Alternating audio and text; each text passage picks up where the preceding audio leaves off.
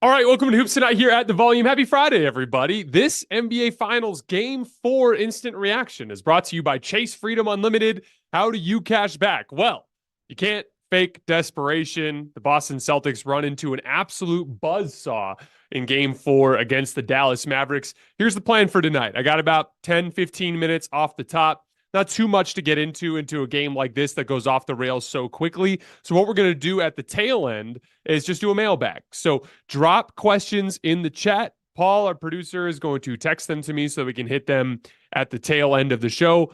Drop questions in the chat. We'll go for about 10 minutes on the game, and then we'll get into the mailbag. You guys know the drill. Before we get started, subscribe to the Hoops Tonight YouTube channel so you don't miss any more of our videos. Follow me on Twitter at @JasonLT so you guys don't miss show announcements. Don't forget about our podcast feed, wherever you get your podcasts under Hoops Tonight, and then keep dropping mailbag questions in those YouTube comments so that we can keep hitting them over the course of the rest of the summer. All right, let's talk some basketball. So, story of this game was obviously Dallas's improved defensive effort. Now, Dallas has defended pretty well in this series, not as well as they're capable of, not as well as the numbers would show either. There's a couple of pretty bad, specifically inept Boston stretches, particularly spamming the second and third quarters of game one. And then obviously that bad run in the middle of the fourth quarter in game three. And then there's also some shooting variance there, but Dallas has done a decent job. But we all can agree that they are capable of doing a much, much better job. And there's been a lot of focus on the dribble penetration element in containing the basketball, a lot of that on this show as well. And I want to make sure we call attention to that. But I thought that Dallas did an amazing job in all four phases of half-court defense in this game. I would kind of delineate the roles of a defense, or the four parts of the defensive job, down to these things. First, containing the ball. Second, what you do in rotation, meaning like when you suffer some sort of defensive breakdown, whether it's a coverage-related thing or some dribble penetration, how do you kind of like on the fly go from the next matchup to the next matchup in your rotation to try to regain control of the situation? It's like with the fire extinguisher, trying to put out whatever the problem is, right? The third piece of it is contesting without fouling. And the fourth piece of it is the defensive rebound. And all of them are actually connected to each other.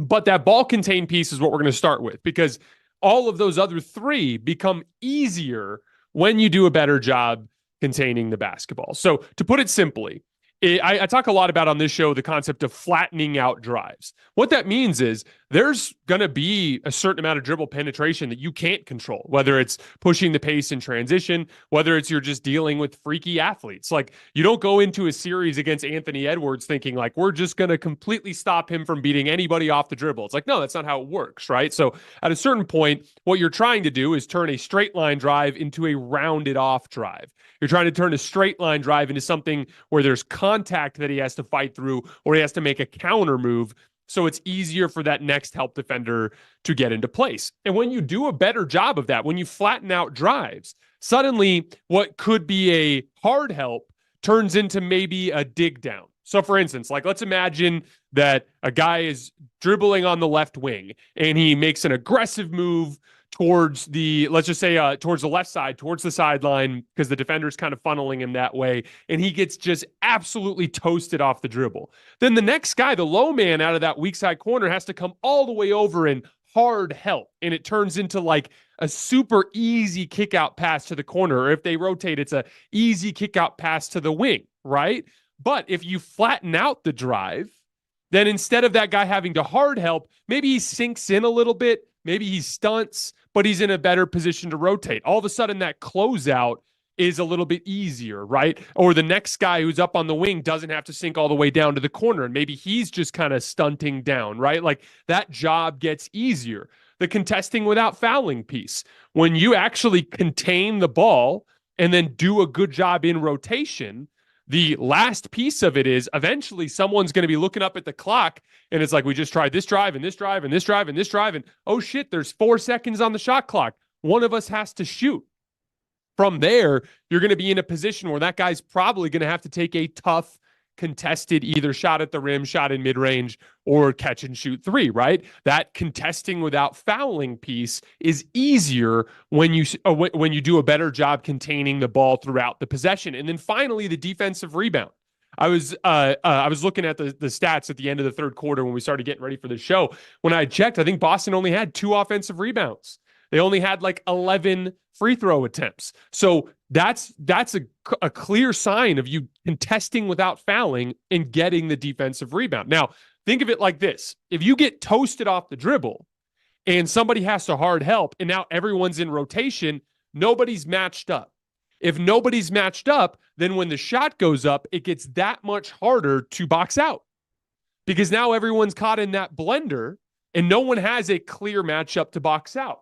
But if you flatten out the drive and you make your rotations easier and you do a good job in those rotations and you work deep into the clock and the guy has to settle for some tougher contested jump shot, everyone is matched up. Now, all of a sudden, there aren't these like free runs to the rim from a wide open guy because his defender got pulled into rotation elsewhere. Everything waterfalls down from containing the basketball. But I want to be clear, they did an amazing job in all 4 of those areas. I want to turn my attention to Luka for just a minute because I want to be clear because like there's been a lot of criticism directed towards Luka in this series, including from myself, and I believe it's fair. I believe the criticism of some of the whining at the officials, the stuff with his effort, focus, and energy on the defensive end is completely fair criticism. And by the way, you want to know why? Ask a Dallas Mavericks fan, what do you think of Luka? 99% of them are going to tell you he's the best player in the world. 99% of them are going to tell you he's an all-time great in the making. 99% of them are going to tell you he's better than this guy, that guy, and this guy, and that guy at that phase of their careers. What that means is he's held to a different standard. He's not held to the standard of, let's say, a 40-year-old LeBron James who's on the tail end of his prime, and it's like he's not being held to that best player in the world standard. You understand when 40-year-old LeBron takes a random possession off here or there. You understand when you see a player that's not considered one of the top-tier apex predators in the league making a lackadaisical effort or something like that. You just kind of just allow it, right? You don't even think that much about it. Luka has put himself through by virtue of his greatness under a microscope. It's that old expression, right? Heavy, it's like heavy is the head that wears the crown, right? Like there is a pressure and an expectation that comes from his individual greatness. I want to be clear. He's not why they're down 3-1 in this series. He is the reason why they're here, as so many have been saying. That I want to be clear. His indomitable offensive greatness got them to this point. However, it is unquestionable that this series had a better chance to be competitive had Luka given a better effort to this point. And again, as I talked about, like there was so much focus on the blow-bys, and he still got beat off the dribble a couple of times tonight. But as I said, like that is nowhere near as damaging as not doing your job. When the highlight clip was going around, if you guys remember, I think it was after game 2, the highlight clip that was going around of Luka getting blown by, and it was like the most blow-bys in over 10 years of NBA Finals history, right? If you guys remember that video, a lot of Mavericks fans were saying things like, this is by design. This is what we do. Luka's job is to funnel guys into the paint. Now, that's obviously ridiculous. However, I guarantee you that Jason Kidd is prepared for that. Luka's job is to do a better job containing the basketball. He needs to compete better on the perimeter. That goes without saying. But there is some truth to the fact that when Jason Kidd is sitting down with his assistant coaching staff and they're coming up with a game plan, they're sitting there like, Luka's going to give up a certain amount of dribble penetration. How do we deal with this? Well, there's obviously the backline element. That's the other 4 players. But they've crafted a job for Luka. His job after he gets beat off the dribble is to make the next rotation. That was something that was missing in the first 3 games of this series. There was a specific play tonight that I thought encapsulated Luka doing that job in a much better way. Luka gets beat off the dribble by Jayson Tatum in the left corner. And in the sequence, the ball gets worked, driven and kicked over to the right corner. There's another drive. There's a drop off to Jayson Tatum in the dunker spot in the right side. Luka had gotten thrown into the blender with everybody else, but he made an extra rotation. He came across the lane at the last second, jumped up with verticality, contested Tatum at the rim, and forced to miss. That is the important part of the defense. As I said in the mailbag episode yesterday, the blow-bys are the least concerning thing with Luka. You want him to do better, and he did a much better job of containing the basketball tonight. Forced a bunch of turnovers by just applying some physical ball pressure. Luka was much better on the ball. But the more important piece is making sure he's back in transition defense after giving up any sort of dribble penetration, or if a teammate gives up dribble penetration, being in the right spot in the rotation and then making those efforts on the defensive glass. That is what it takes to run a functional defense. Every single offensively limited star, or excuse me, I should say defensively limited star, whether it's Steph Curry in the mid-2010s or it's Luka Doncic in Nikola Jokic in this era, they are still just asked to do a job. Okay, Jokic, you struggle to protect the rim. Here's what we need you to do. We need you to come up to the level of the screen, be active with your hands, and be more of a disruptor. We'll put more of the rim protection responsibility of on Aaron Gordon. As long as you do those things up at the level and you get back into the lane to grab defensive rebounds, we can, as a team, put together a functional defense. And again, that was all that we were asking for from Luka. We know he's the reason why they're here. We know he's an apex superstar. We know he's on an all-time great trajectory. That shit he did in the first 3 games was not good enough. It was not good enough. It wasn't befitting of his reputation in the league. And what you saw tonight was much more in line with what he's capable of, which is, yeah, he's going to get beat off the dribble sometimes, but he can do his job within the defensive scheme. And I thought he did a beautiful job of that tonight, in addition to him and Kyrie completely dominating the game offensively. They pour in 50 points through the first 3 quarters, shot 50% from the field, only 2 turnovers between the two of them combined. So you got their best and most efficient offensive game of the series, by far their best defensive game of the series. They soundly outplay Jayson Tatum and Jaylen Brown. And by the way, I want to be clear about something else from the beginning of this game. There was an effort element, and we're going to get into that you'd be foolish to not pretend that's not a factor here. However, I did think, especially early in the game, Tatum and Brown were trying to get downhill. There were several plays where Mavericks made defensive slides to cut off driving angles, and Tatum and Brown were being really persistent about trying to beat that guy off the dribble. Dallas was just doing a good job of flattening them out. So it wasn't like Boston was just passing the ball around the perimeter and just trying to jack up threes. Boston was trying to get dribble penetration in this game. It was the desperate effort from Dallas that rejected those attempts. And again, it starts from your superstar. It trickles down. Another guy I really want to shout out tonight is Derek Lively.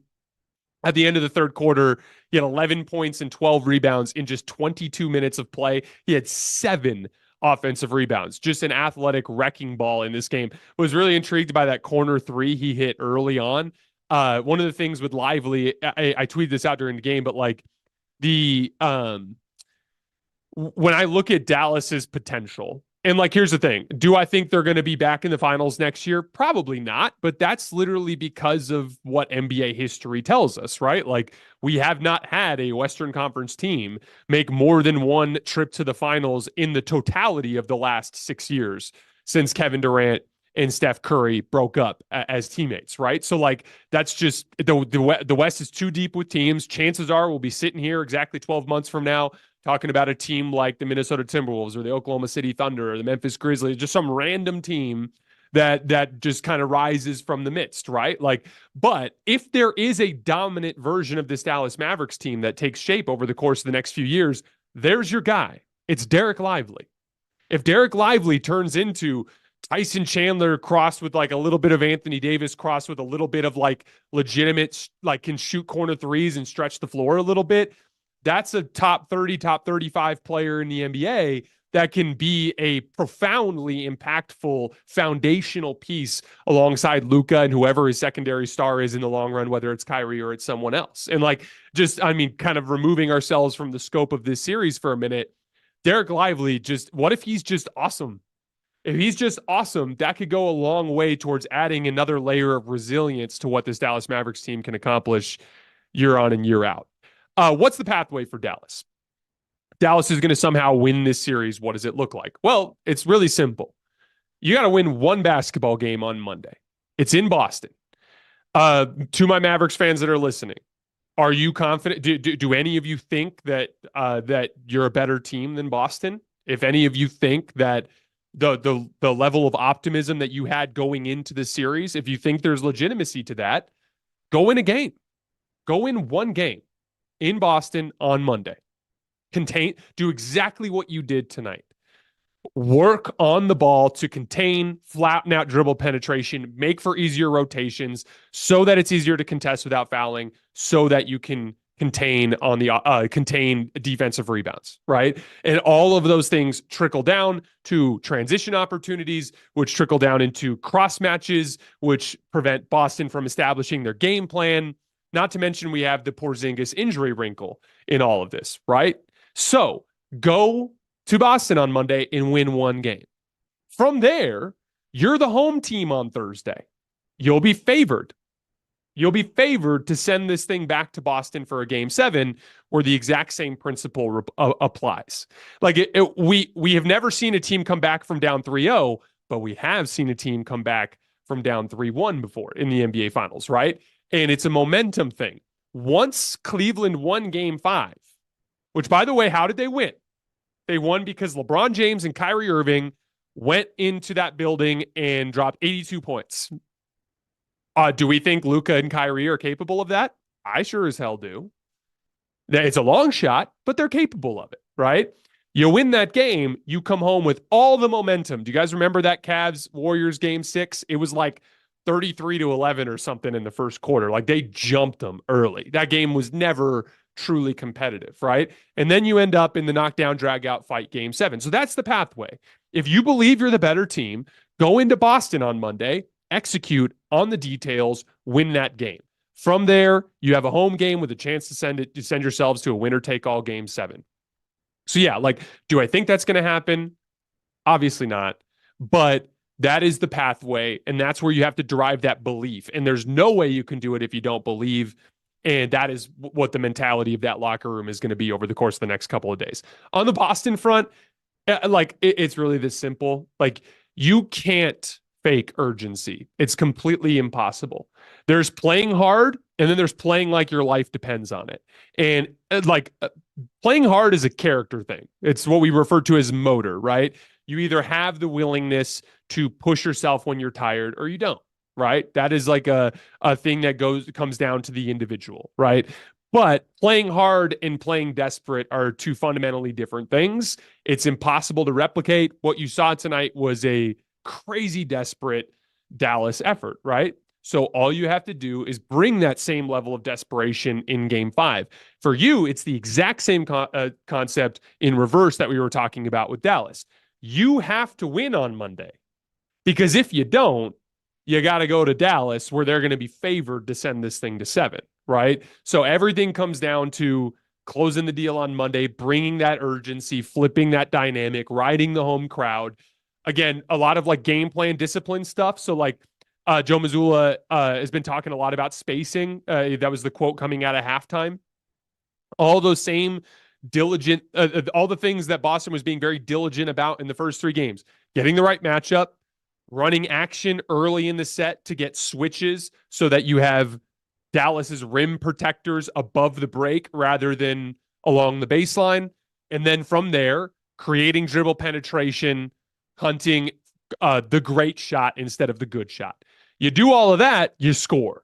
If you score, you get to set your defense. If you set your defense, you don't have transition cross matches. If you don't have transition cross matches, you can execute your defensive game plan, which is something that Boston has done really well over the course of this series. I think Boston is going to win game 5. However, we would all be foolish to write off Luka and Kyrie in a must-win game like that. That certainly is a possibility that's on the table, but I do think Boston is going to close it out in game 5. All right, we're going to get into the mailbag. Drop questions to the chat, and we're going to get to as many as we can here over the next 20 minutes or so. All right, first question. Is Derek White the best role player in the NBA? If not, who is? This is a tough one. I'd have to take some time to like really think about who the other candidates for that type of kind of title is. That said, I do think Derek White is kind of like the perfect NBA role player. And the main reason why is there's like a positional versatility with him. Like he's a guard, but he's pretty big and he's pretty athletic and like can do things with his length and athleticism on the back line as a rebounder and as a shot blocker. There was a comment. I can't remember. Oh, it was a tweet. It was a tweet that came out. It was like a report. Somebody, I'm going to blank on who it was, but somebody reported that Derek White could be considered for the Olympic team spot should Kawhi Leonard be unable to participate. And when I saw that, I thought that was interesting because like there's these other names that you're going to see thrown around, right? Like, oh, well, what about Kyrie? What about Jaylen Brown? And like both of those guys would certainly be more deserving, right? Like if you're just going on who has the better basketball reputation, that player should get the spot. I agree. But strictly thinking about the game of basketball, Derek White to me is an incredible spot up player who can run inverted ball screen actions and has a ton of experience running inverted ball screen actions, meaning he can set screens for LeBron, set screens for KD, set screens for Jayson Tatum, who will be on that team as well, and pop and create advantages there. A second piece of it, like Derek White is a professional off-ball player. He is a professional off of superstars player, right? He is a guy that has made his living learning how to be next to a supreme talent and fit his talent alongside what he does and to accentuate what the team does. And so I actually tweeted when I saw that, I was like, Derek White would be perfect.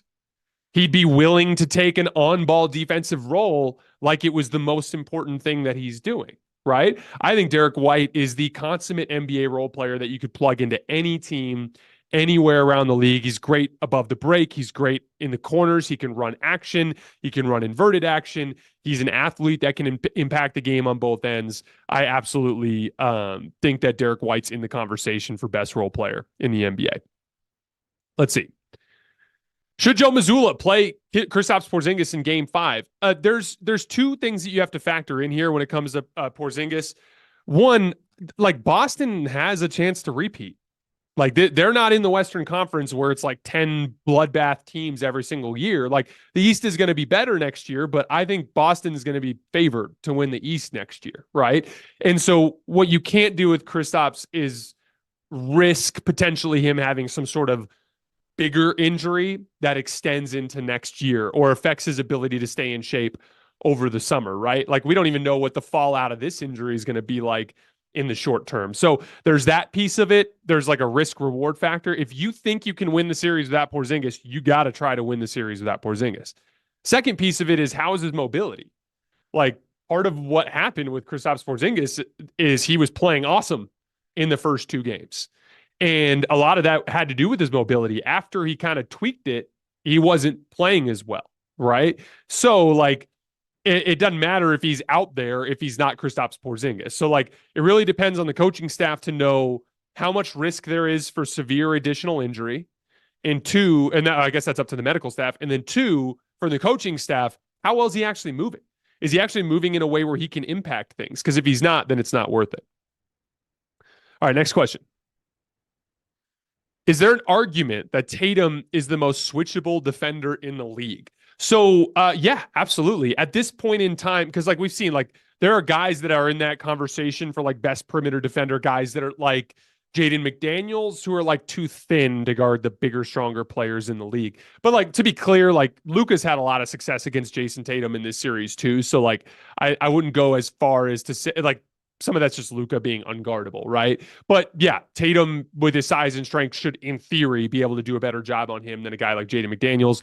Jalen Suggs is another guy who's regarded as one of the best perimeter defenders in the league. He's a touch on the small side, right? Like Lou Dort is a guy that I think can cause a lot of problems to some power players, but like, you know, he can be a little bit on the undersized side in terms of length. So what about pull-up shooters when it comes to against a guy like him? Tatum has that unique capability of like real size and strength, and perimeter mobility. Now, I don't think Tatum has been the same level of defender that he was in 2022 this year. I think Jaylen Brown has made improvements since then. I think Tatum has gone down a little bit of a level since then. But Tatum hasn't done as good a job on the perimeter in this series, but he's been really good at the rim. He's been really good on the defensive glass. He's done a good job holding up under any sort of physicality that Gafford brings to the table. But in terms of switchability, meaning actual ability to guard 1 through 5, Tatum is certainly in that conversation. Again, I'd have to think more about it to give you guys an actual list. Let's see. How do the Warriors become contenders next season? So anytime I see a team get written off, and we just saw this last year with Dallas, and we're seeing it this year with Golden State. When you're writing a team off, usually if they've got a couple of real key foundational pieces, in this case, Kyrie and Luka, or in the Warriors case, like Steph Curry, some draft compensation, Jonathan Kuminga, Draymond Green is still one of the best defensive players in the league, right? You got foundational pieces. So it's really about smart tweaks. Now it's a little bit more complicated for Golden State because Steph wasn't playing well to end the season. He was like 75% of himself for basically the last half of the year. So like Steph is going to have to, one, get back to being Steph, and then just smart tweaks. I think they absolutely have to get a bona fide secondary shot creator. There's been a lot of buzz surrounding like Zach LaVine with Golden State in recent weeks. I've talked about like DeJounte Murray. We've talked about, like more on the margins moves, guys like Mikal Bridges. There are a bunch of different directions they could go, but whoever that guy is, he needs to be somebody that can legitimately take the reins from Steph for large doses of basketball games. One of the underrated pieces of the Warriors' decline over the last couple of years is Jordan Poole kind of fell off and Andrew Wiggins kind of fell off. And those two guys kind of like combined for that legitimate secondary star in terms of offensive firepower. I don't know that Wiggins ever is going to get back to that, and Jordan Poole's gone. I don't think Chris Paul is going to be that. I'm not even sure if he's going to be on the roster next year. So like you got to find a bona fide secondary shot creator, a little bit more interior size, I think is the second piece. I actually like their wing athleticism. They just need to have a big look where they can be more physically imposing, maybe a Draymond Green at the 4 type of look. But again, don't underestimate small tweaks on the margins and how they can improve a team. Like Dallas literally just got a couple of rim runners and a legitimate forward in PJ Washington, and they nailed one veteran minimum signing. And then boom, NBA Finals. So like that's again, this stuff is, I always talk about that quote that I got from Mark Titus, that basketball is more art than science. That's the kind of thing I'm talking about. Like, you can't just add up the pieces on paper. There's like a synergy to the way basketball players fit together, and slight tweaks that accentuate each other's strengths can kind of lock into place and allow you to become a basketball team that is greater than the sum of its parts. With the passing of the great Jerry West, I've always wondered your favorite players from the older generations and who do you think would play well in today's NBA? I'm not going to go that far back, mainly just because for me, like as a basketball fan, especially when you go out past the 80s, I have not watched enough of those guys to give an educated opinion on opinion about how I believe they would fit into today's game. All I will say is, like, for me, the guys that I ended up watching a ton of, even though I didn't watch them when I was actually a kid, but more as an adult, is like the kind of players that kind of had my same build. So like I'm 6'6", I have long arms, and I play on the wing. So like I watched a lot of Kobe Bryant growing up. I watched a lot of Michael Jordan growing up. I watched a lot of Grant Hill, Penny Hardaway, those kind of guys, because those guys just kind of like played had similar like frame to me. So like I would try to play like they played because I wanted to do the kind of things that they could do. And so those were the guys that like I watched a lot of like film on and things along those lines. And I've watched a lot of like NBA classic games and stuff like that. But when it comes to like Jerry West's generation, I'm just so underexposed to them. And one of the things that I try to do on this show is like not talk about things unless I've done the appropriate amount of research. And so I don't talk about the draft until we get out of the finals. I'm not going to sit here and pontificate about draft picks when I haven't done the requisite research. But interesting question. Again, to me, Jerry West, like I said this on the show with Colin, to me, he's just one of the great basketball geniuses of all time. And I look at things like him putting Kobe and Shaq together, him stopping the Kevin Love for Klay Thompson trade, him kind of like being one of the guys, one of the in the brain trust that assembled the Clippers. And the Clippers were supposed to be like Boston in so many different ways, right? And we're seeing that come to fruition in the championship right now. So like, to me, Jerry West was just kind of in touch with where the game of basketball was going and was one of the great geniuses of our time. Hey, Jason, fan from India. Enjoyed the content. I've been learning a lot about basketball. Keep up the good work. Oh, by the way, thank you for the kind words. I sincerely appreciate it. The one professional basketball contract I signed before I hung up the shoes was in India. I was going to play in this league called the UBA. They paid me for like 2 weeks, and then the league folded. And then at that point, I like looked at my wife and I was like, I can't keep doing this. I just got to go to work. But I got to meet when that league was being put to. It was in like the third or fourth season. They were doing like a major showcase here in the U.S. and they like flew all these people out, and I got to meet a ton of people that actually live in India, and it was just like a really cool part of that experience. And big what if for me in my life is I always wonder what would have happened if that season would have come to fruition and then I would have gone over there. Work ethic and psycho-competitiveness is paramount to the greats. As a GM, how do you evaluate players in the draft for that intangible? So here's the thing, like, I'm a big believer in kind of staying in your wheelhouse. It's impossible for me to really get into touch with the intangibles of draft prospects. Because the people that do it year round and watch every single interview they do, watch every single one of their games and really keep an eye on their motor in the different, their competitiveness within games and things along those lines. For me, I have to do kind of a very abbreviated version of that. Like the NBA finals, let's say they end on Monday. That's what, the 17th. So like, I'm going to have less than 2 weeks to prepare for the draft. And so for me, I'm going to be primarily focusing on skills, like skills and tape, like just as much as I can digest in a short period of time. That said, if I was working in the draft, that would be a major element to my focus on player develop or like player evaluations, I should say. To me, like it goes into the competitiveness or your like your like being a psycho, your work ethic, those sorts of things.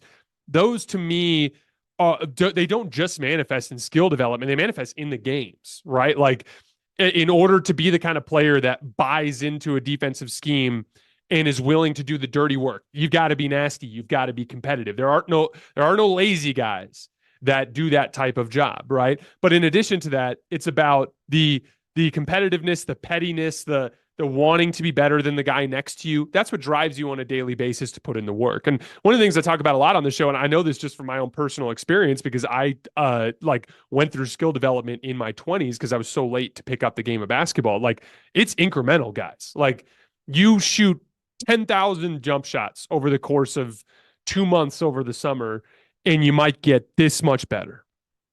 Like it is a year over year, like just painstaking effort to improve your game on the margins. The same thing goes with ball handling and shooting. Like you might experience some initial improvement, but it plateaus pretty quickly. And then it's like incremental improvement. And so like, you got to be the psycho to be the guy that improves in those areas. And it requires, like, if you're just going into the gym 3-4 times a week over the summer with the trainer and shooting a couple hundred shots, like that's literally not going to do it. There is a psycho level of work you have to achieve on a day-to-day basis to make those sorts of improvements. How much of Brown having better production than Jayson Tatum in this playoffs has been based on how they're being defended? For example, being guarded by Nembhard versus Nesmith. It's a huge factor, right? Like Tatum's always getting the primary defensive player. In terms of the actions, it's the same. Like both guys are getting the same help. Both guys are getting like aggressive coverages and ball screens and things along those lines. But there's no doubt in terms of the individual matchup, Tatum has a tougher shake. One of the bigger pieces of it is just the jump shooting, though. Jayson Tatum is just having a nightmare jump shooting postseason. Jaylen Brown is shooting better. That's the give and take of basketball, right? Like if I always talk about like defenders being on their toes or being on their heels. If they are terrified of you shooting a jumper, they're going to be up on their toes, which will make it easier for you to go around them. If they're terrified of you getting downhill, they're going to be on their heels. But if they only have to worry about one of those things, they can really sit on whatever that is. And so Jayson Tatum, it's like offer a late contest and he's missing it right now. So like these guys it makes containing him easier in dribble drive situations. So again, I think it's part of it's the matchups. Part of it is Jayson Tatum just is having a bad jump shooting stretch. And by the way, that can happen. That's part of the game of basketball, right? Like LeBron James last year had the worst jump shooting season he's had in 10 years. And then this year he had the best jump shooting season he's had in 10 years. I'm sure he worked hard last summer. I'm sure that was part of it, but it's not like LeBron made some gigantic improvement year over year in terms of his actual core shooting capability. He had a rough season. He had a hot season. Jayson Tatum has been in a shooting slump that's been lasting for a few months now. Who would you favor in a potential game 6 in Dallas? So Boston deserves to be heavy favored in game 5, right? As they should be. If Dallas were to steal that game, my guess is the line will be very slightly in Dallas's favor, something like Dallas minus 0.5. I also wouldn't be surprised if Boston was a very slight favorite in that game, like a minus 1.5, a minus 0.5, something like that. For me, going into game 6 in Dallas, it'd be a coin flip for me. Main reason why is Boston's been really good on the road. I do believe Boston is the better team. I think that Boston has more advantages in this series. And so even if Dallas were to get some sort of crazy Kyrie Luka effort to steal game 5, I'd still make it basically a coin flip in game 6, but Dallas absolutely could win that game. What do you think of Jordan Poole to the Nuggets? Wow, that's a really interesting type of deal. I went on Washington Sports Radio a few days ago, and I was talking a lot about how I wouldn't give up on Jordan Poole, and so I imagine they'll keep him. I think that young guards in particular have very volatile, kind of life cycles. And so I think that, Jordan Poole at age 27 is going to be a pretty steady pro. And I think whatever team bets on that is going to have some success. The reason why is simple. Jordan Poole can beat people off dribble and he can knock down jump shots. He's like, that's a really good combination. Like he's quick as hell and he can knock down jump shots. Now he hadn't shot the ball well in a couple of years, but that capability is certainly there. We've seen it in the past. As far as the Nuggets fit, though, one of the things I talked about a lot with the Nuggets, I love everything about that team, except for they don't have anybody that can just generate dribble penetration since Bruce Brown has left, right? Like everything with Jokic is size related. Jamal Murray is screen related, right? So like having a guy like Jordan Poole who can beat people off the dribble would be a huge asset to that team. It'd be tricky to figure out how to do to work out that type of deal though, especially at his salary. Is Luka a younger James Harden, an excellent scorer who doesn't know what defense is? No, Luka's a way better version of James Harden, in my opinion. James Harden was what happens when analytics takes too much of a role in constructing an NBA offense. For instance, like James Harden, the step back three, the left-handed drive off of the between the legs dribble, and the occasional crossover back to the right. Everything with James Harden in his prime was at the rim, step back three, at the rim, step back three. Added a little bit of a floater in 2019, right? But like there was a predictability with James Harden that made him easier to defend as playoff series progressed.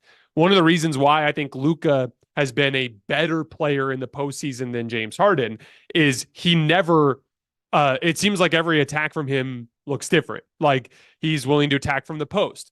He's willing to attack straight ISO, but he's also willing to attack in ball screens. He's not just taking step back threes. He's also getting into the mid range. He's taking step backs from the mid range. He's taking turnaround jumpers from the mid range. He can put you in jail and kind of like manipulate things from the middle of the floor. James Harden never would stop in the middle of the floor in his prime in the 2018-2019 stretch.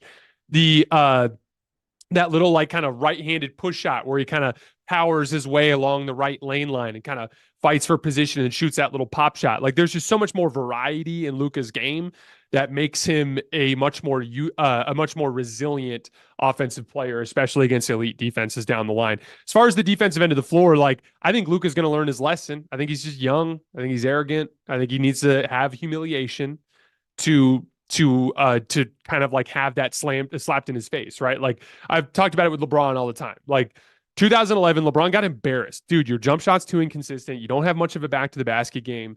You in general just aren't good enough in these details to get to where you want to go.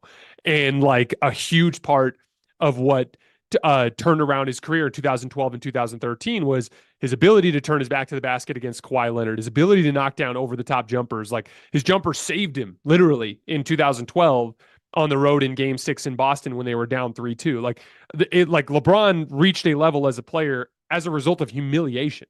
He remember he disappeared that entire summer, like didn't talk to anybody.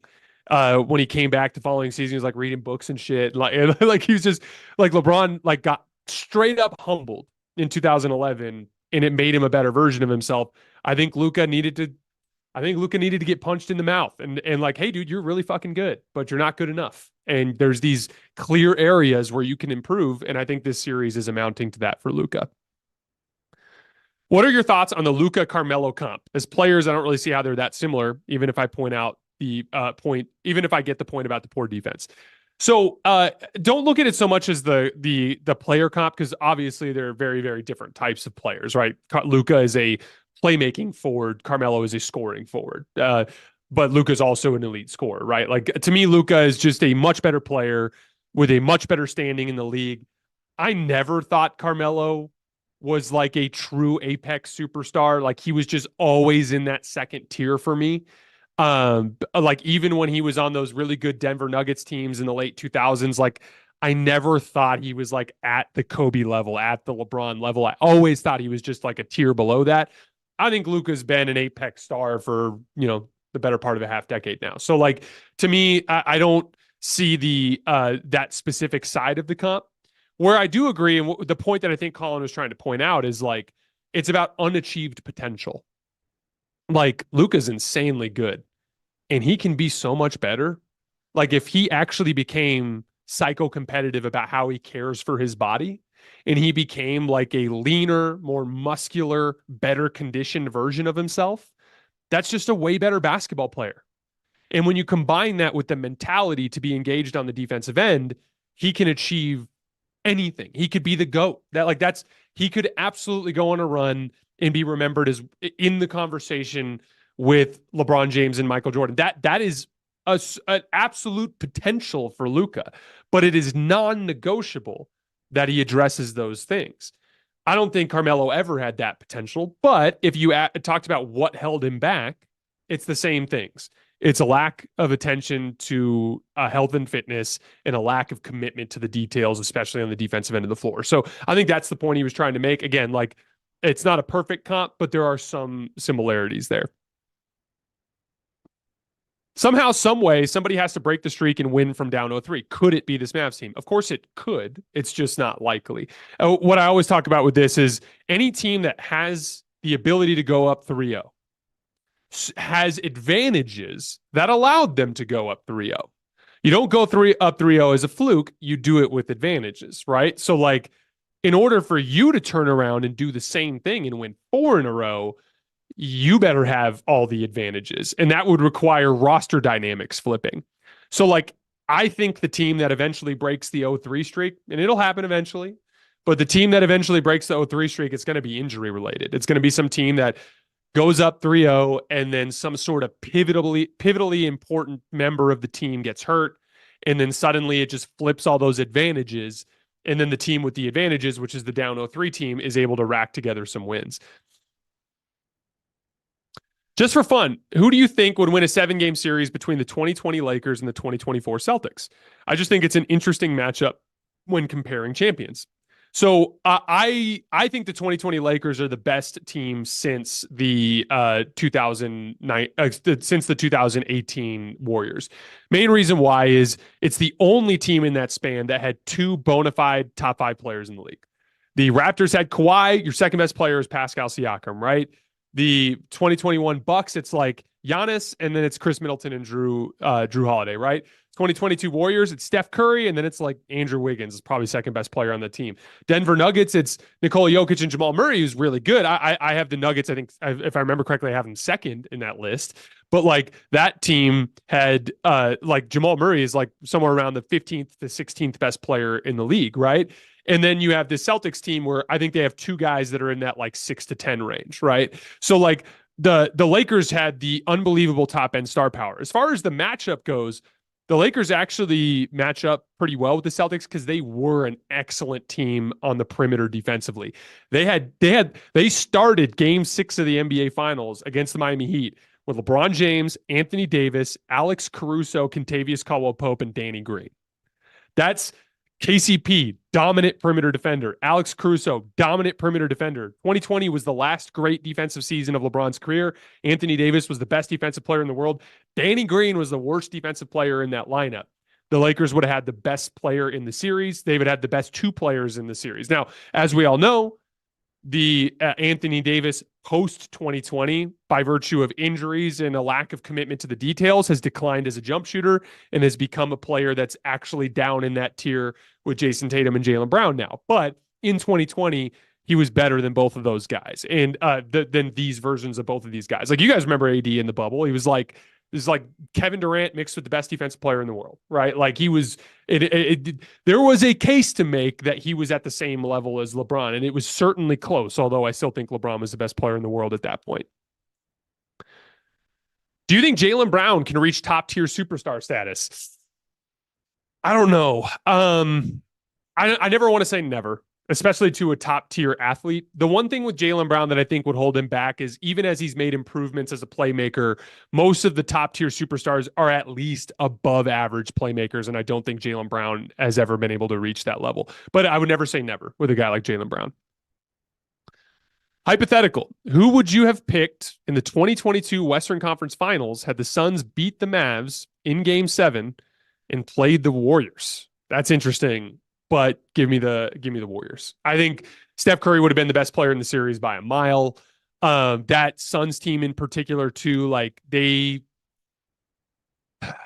I was never as high on that Suns team as everybody else. They in 2021, I thought the Lakers would have beat them if Anthony Davis didn't get hurt. The reason why they made it to the finals had a lot to do with injuries. They ended up facing that injured Clippers team in the conference finals. Their best player was Devin Booker. And I really like Devin Booker, but I don't think Devin Booker is an apex star. They would have been. I would have picked the Warriors against them for sure. Saw a summer trade rumor of Markkanen into the Knicks. What do you think of that? That'd be awesome. That's like now. I think one of the things with the Knicks is, I think they, similarly to what we talked about with the Warriors, I think they need a legitimate secondary shot creator, and unfortunately, Markkanen's more of a play finisher than a shot creator, but he would certainly make them better as like kind of a slot into that Julius Randle position and putting OG Anunoby at the 3. But if I was the Knicks, I'd be targeting someone who's more capable of creating things off the bounce. Should Lively be considered the 3rd best rookie behind Chet and Wemby? That's tough. Certainly if you're factoring in postseason contributions, right? I'd have to go back and look at all the rookies, but certainly considering postseason contributions. Did Joe Mazzulla leak the formula to playing against Luka? So I talked about this after game, was it 1 or 2? I can't remember. But like, I immediately thought back to the Minnesota series, and I was like, man, should they have just put Jaden McDaniels on Daniel Gafford and put Rudy Gobert on Derek Jones Jr. and done the exact same thing? Essentially meaning, put your biggest forward on Dallas's lob threats, put your rim protector on their bad above the break shooters, which are Derek Jones and PJ Washington. I don't know if it would have been enough to turn around the Minnesota series, because Minnesota had issues on the other end with their inability to penetrate Dallas's load up the strong side type of defense. But like this, I do think that Joe Mazzulla has put together probably the best game plan. And again, like when people talk about the Mavericks, like their build is fine. They have rim protection. They have perimeter defenders. They have the superstars. The one weakness is they do not have a guy who can both guard on the perimeter and hit above the break threes consistently. So if you look at their situation, there's not really a ton of opportunity to improve the roster this summer, especially because they've gone all in so many different ways. But what I would do is I'd go to PJ Washington and Derek Jones, and I'd be like, and who knows, Derek Jones might end up being poached this summer because he had such a good season. And we'll see. Maybe I think the Mavericks will probably try to keep him with their mid-level exception. But if Dallas can keep Derek Jones and PJ Washington, you basically point point to those guys in their postseason kind of like wrap-up meeting, and you say above the break threes all summer long. Above the break threes and corner threes. Above the break threes and corner threes. Again, it's not about winning one series against a really good team. You have to beat 4 teams, and every team is going to defend you in different ways.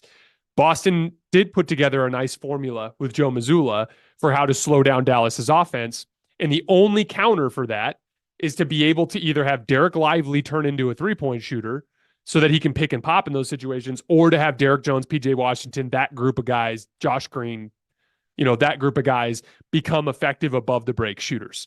Because again, if we look at the geometry of the floor, if the dunker spot is occupied because Tatum or the other team's best forward is there, and guys are glued up on the corners because they don't need to help because the biggest forward is under the rim, then you're setting ball screens to attack their center with your forward. If Luka's trying to get downhill in that ball screen, just imagine the geometry of the floor. Center in the dunker spot, Luka driving, shooters in the corners. That's 4 players. Where is the opening? The entire above the break line is open. If you have that guy, the guy setting the screen, in this case, Derek Jones or PJ Washington, if you have them roll, they're rolling into all that shit show underneath the rim. If you have them pop, there's just a ton of opening above the break, and those guys are going to be wide open every single time. So like that is the ultimate counter to what Boston is doing, is you've got to force whoever it is they'll stop at that point, because they won't want their rim protector being pulled out above the break. You can literally cancel out that adjustment and force them to go back to putting their center on your center, as long as that guy is capable of hitting above the break threes. And so that, I think, is going to be a big kind of like skill development piece that PJ and Derek Jones or whoever it is that they end up filling that spot with will have to work on over the summer. All right, guys, that is all I have for tonight. I sincerely appreciate you guys' participation in the mailbag, and as always, for supporting the show. We're going to run this mailbag as breakout clips probably on Saturday and Sunday. And then we'll be back with Colin on Monday night to break down Game 5 after the final buzzer live on YouTube. I will see you guys then.